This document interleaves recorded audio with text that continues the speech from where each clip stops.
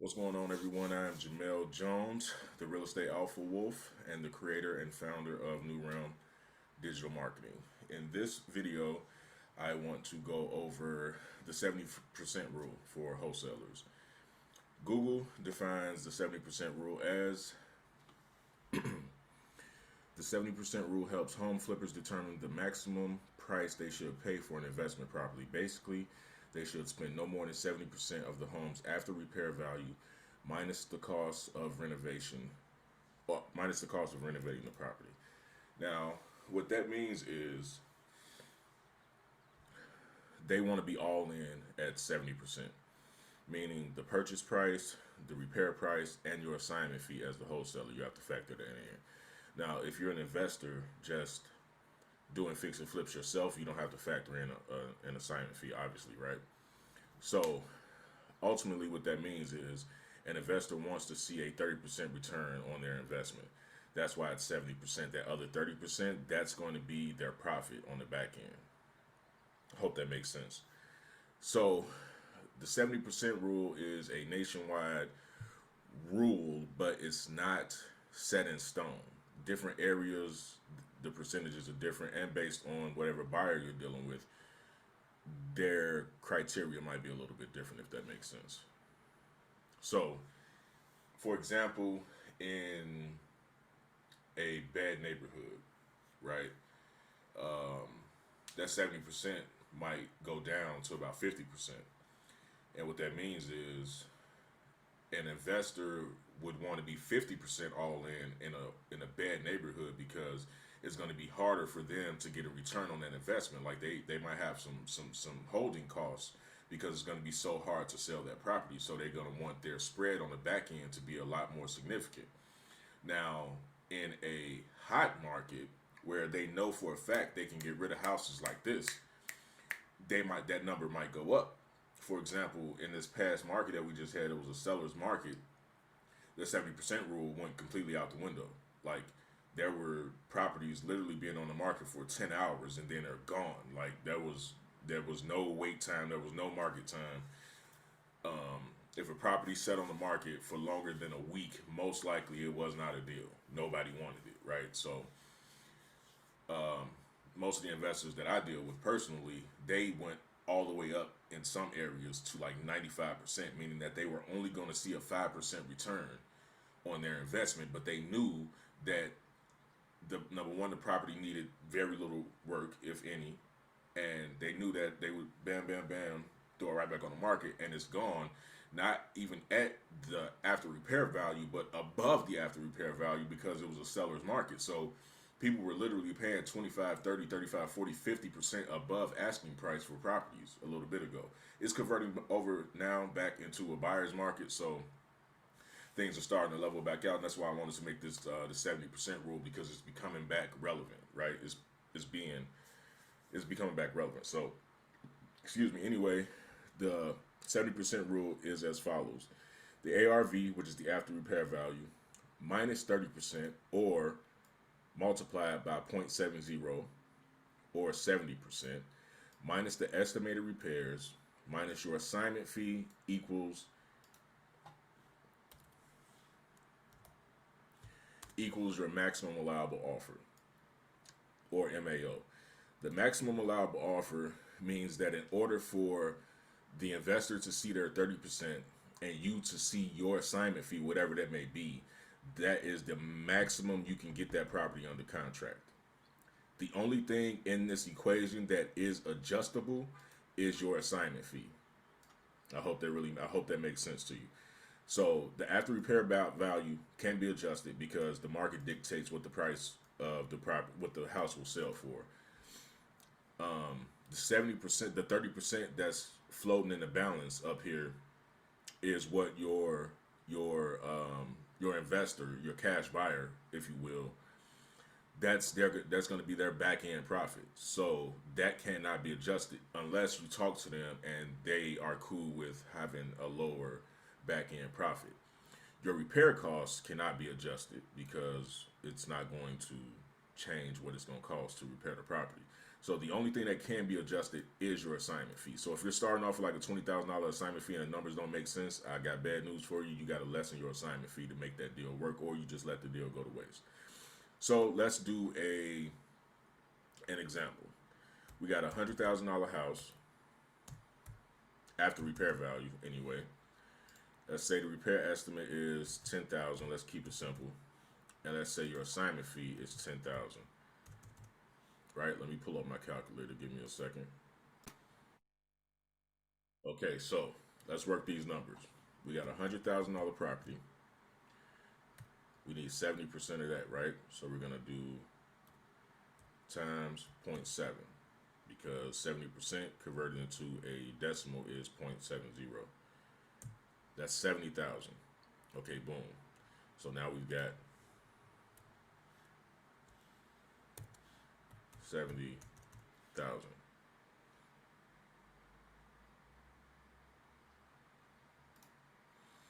Okay, so now minus the estimated repair value, 60,000.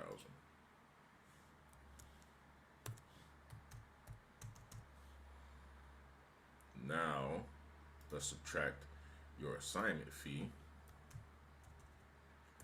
10,000. So now we are at $50,000. So what this ultimately means is ARV started off at 100,000. Subtract the 70%. Now, the back end buyer, the cash buyers, they're gonna once they buy this property and fix it up, they're going to see a $30,000 return on their investment, right? Repair estimate is 10,000, so now we're at 60,000. The assignment fee is 10,000. Now we're at 50,000.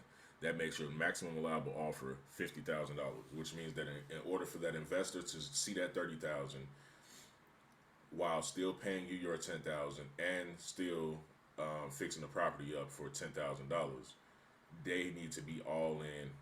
You need to get your contract at no more than 50,000. Now, as I said before, the only thing that's adjustable is the repair, not repair estimate, but is your assignment fee. So if your seller doesn't want to go for 50,000 and you got to up that price to 55,000, you just cut 5,000 off of your assignment fee, which is still good. I've done assignment fees for $500 just because it took literally no work. I just signed the contract and sold it in the same day. So it was like $500 for signing e-signature, you know. So my rule, what I do to leave, because you want to anchor, right? If you start off at your maximum allowable offer, there's no room for you to negotiate without cutting your own legs out from under you and, you know, lessening your assignment fee. So what I like to do is take the maximum allowable offer and subtract it by 10 to 15%. So we're going to do 15%. So that'll be $50,000 multiplied by 0.85. My intro offer to this seller in this particular deal would be $42,500. Now, let me explain to you what that does. That can do one or two things, or both things. That can, if they accept 42.5 and your MAO is 50,000, you just boosted your assignment fee by, if this deal, your cash buyer says that they will purchase at 50,000, you just boosted your assignment fee by $7,500.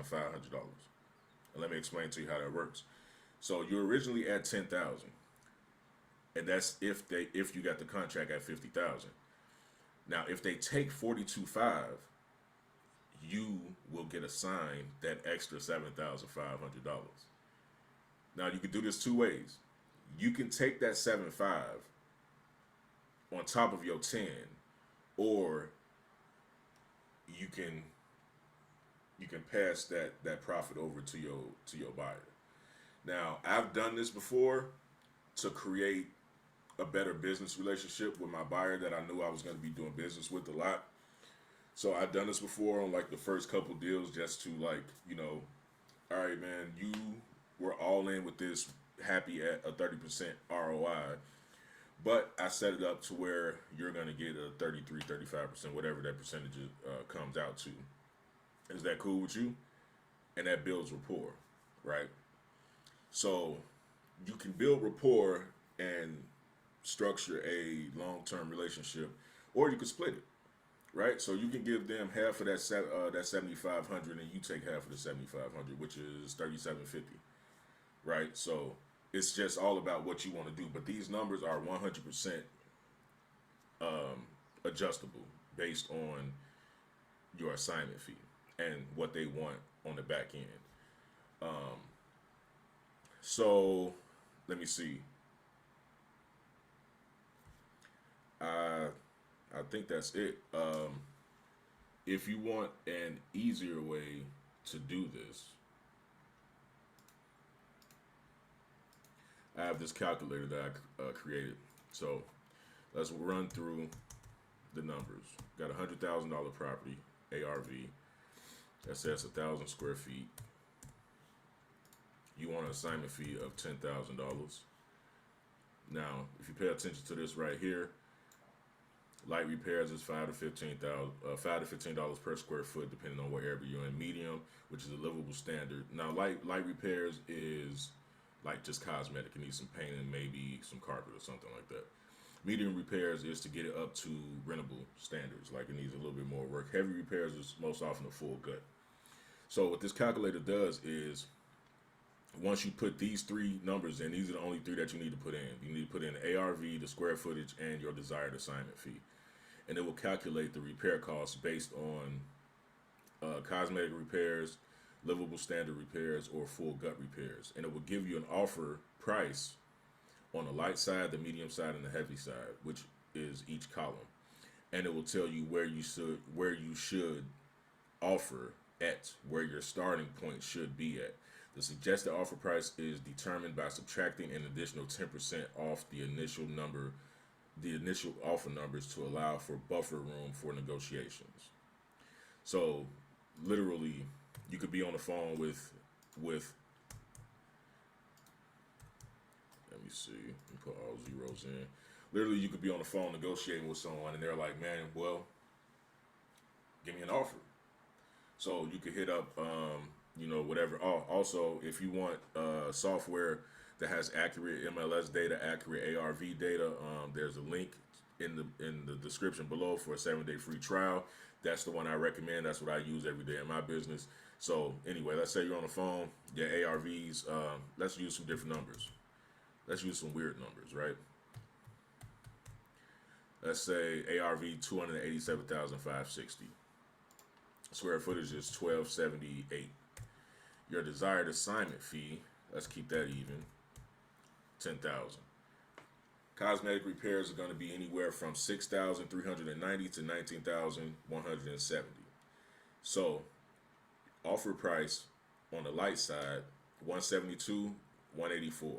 And another thing, when you give people numbers like this, odd numbers as your offer price, their brain tells them that you actually did calculations and that that's where you can be. So keep that in mind when you're making your offers. For example, if you tell somebody, yeah, so I'm going to be at 154, 909 and 80 cent.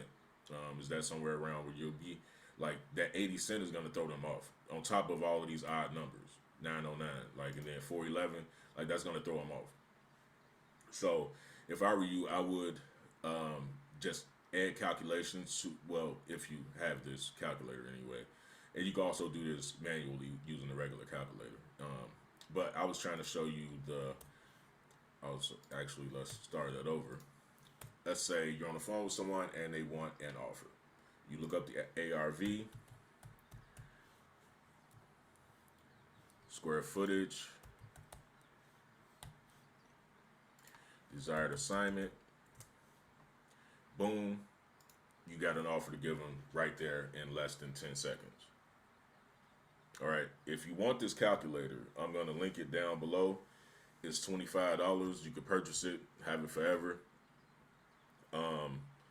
So that's that, guys. That is the 70% rule. And if you do purchase this calculator, you can change the estimated repair value, because to fix a house up, the full gut out in, let's say, San Antonio, not San Antonio, but let's say San Francisco, Cali, is not going to be the same as a full gut in Detroit, Michigan, right? So you just have to know what those numbers are in your market. This is just this is averages. This calculator is built on averages, right? So it's only used to, nothing is 100%, but it can get you your desired results. It can definitely get you your desired results. So anyway, again, I'm Jamel Jones, the Real Estate Alpha Wolf, the founder of New Realm Digital Marketing.